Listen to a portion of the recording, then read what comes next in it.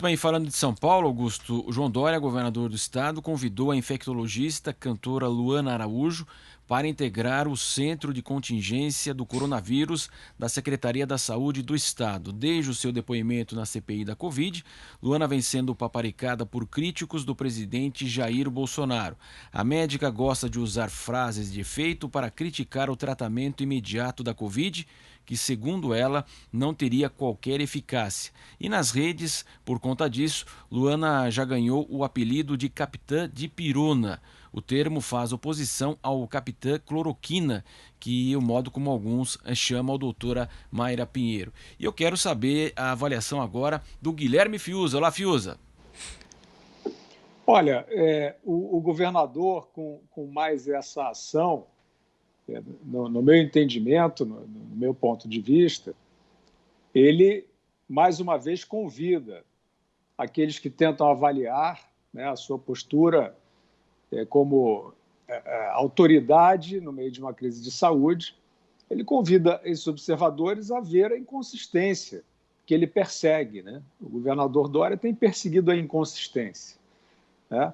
Nós lembramos a sua ansiedade em divulgar, em usar o Instituto Butantan, aí com esse mesmo presidente Dimas Covas, que foi lá e fez a alegria do Renan Calheiros, do Omar Aziz e do Randolph, com as coisas que disse.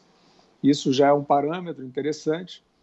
Mas esse mesmo Butantan serviu ao Dória, não sei se por encomenda, não sei quem teve a ideia, para divulgar boletins, supostos boletins de número de vidas salvas por esse lockdown aí que ele faz, que é uma medida que pode ser um slogan, que pode ser até uma intenção, mas que não é medida de segurança sanitária em lugar nenhum do mundo.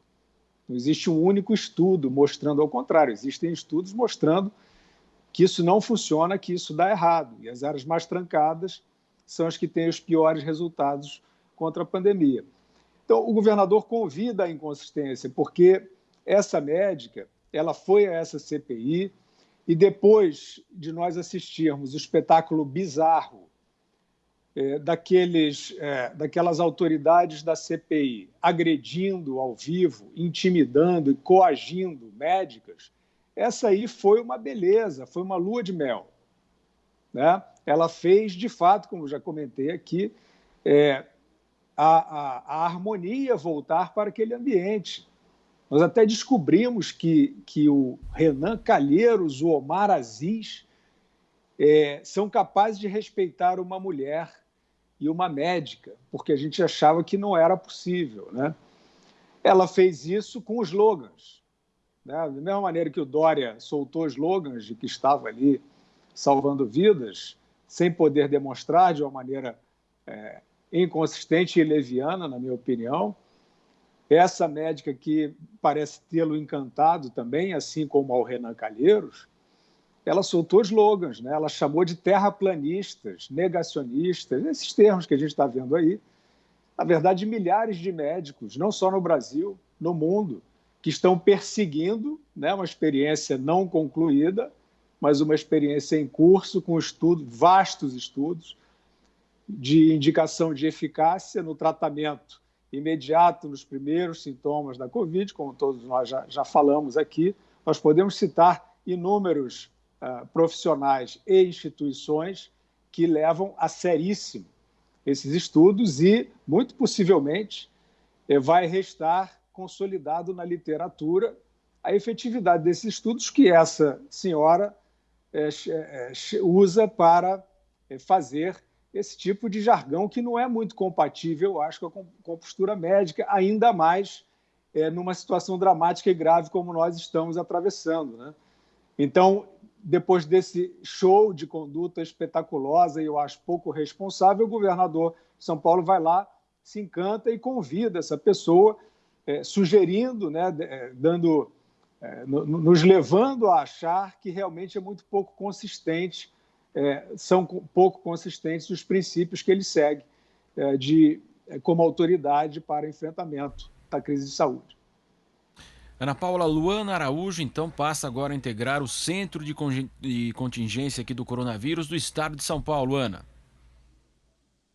Matos, eu acho bom ela entrar aí no debate público fora da CPI, onde ela ficou muito bem protegida, né? Não houve interrupções, os senadores ali deixaram ela falar normalmente, deixaram ela falar todos esses jargões aí que o Fiuza mencionou, todas essas palavras de efeito, negacionista, terraplanista, mas eu acho bom ela entrar aí, digamos, no olho do furacão da saúde, porque desde do depoimento dela ali, desde toda a sessão dela na CPI, eu venho procurando algum artigo que ela tenha escrito, algum livro, e todas as ferramentas de busca mostram apenas fotos da doutora Luana como cantora, discos.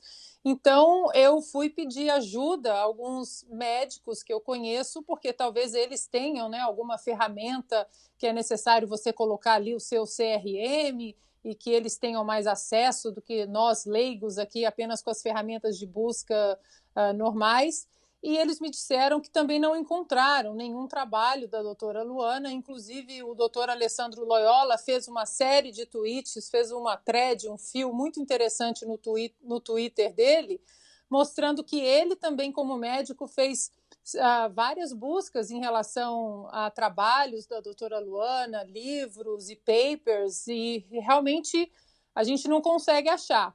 O que a gente deixa, não estamos acusando de nada, mas fica aqui as nossas perguntas. O que mostra também é que ela mora em Minas Gerais desde 2016, mas ela não tem o CRM dela ali registrado no estado. Então, ela está morando em Minas Gerais desde 2016, de acordo aí com a pesquisa do Dr. Alessandro Loyola.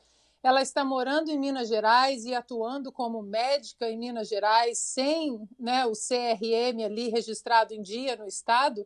Fica essas perguntas, Matos, porque a maneira como ela entrou naquela CPI e ofendeu milhares de médicos, principalmente aqui, né, uma das médicas mais conceituadas aí do Brasil, doutora Nise Yamaguchi, 40 anos tratando pacientes com câncer, com HIV, com especialidade pulmonológica, né, dos pulmões, e ela chegar e simplesmente vomitar esses jargões aí de internet, negacionista, terraplanista, para médicos conceituados, é muito estranho. Por isso que ficou uma dúvida muito grande, Matos, quando o senador Omar Aziz cancelou ali na calada da noite, às 23 horas, ele cancelou na calada da noite um debate justo entre especialistas médicos, e não senadores, e não jornalistas, mas médicos, entre aqueles que defendem o tratamento precoce e aqueles que são contra. Deixem os médicos, então, aí falarem,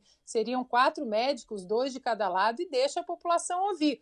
No entanto, o senador Omar Aziz, aí, presidente dessa CPI, cancelou esse debate na calada da noite. Então, continuamos com perguntas. Por que esse debate foi cancelado? Onde a doutora Luana atuou dentro dessa pandemia? Onde ela atuou? Quantos pacientes infectados pela Covid ela tratou? As perguntas estão todas aí, ainda sem respostas. Muito bem, Augusto, ainda, né, a doutora Luana não confirmou se vai aceitar ou não, mas o convite está feito aí pelo Estado de São Paulo, Augusto.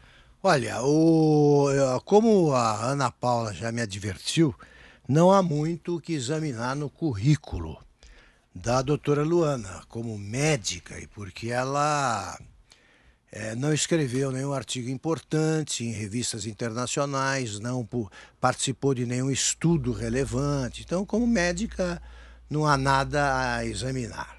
Tá? Agora, como cantora, como artista, e a obra dela ainda eu vou examinar. Agora, e depois disso eu digo se eu sou favorável ou não ao convite feito pelo governador Dória. Por quê?